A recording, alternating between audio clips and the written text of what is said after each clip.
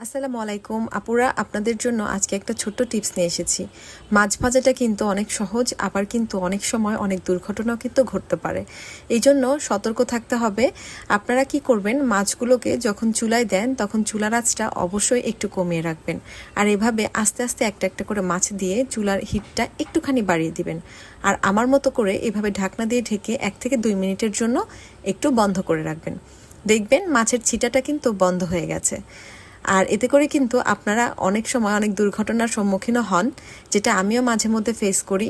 তেলগুলো ছিটে লেগে যায় হাতে বা মুখে, অনেক জায়গাতেই লেগে যায়। এতে কিন্তু অনেক দুর্ঘটনাও ঘটতে পারে।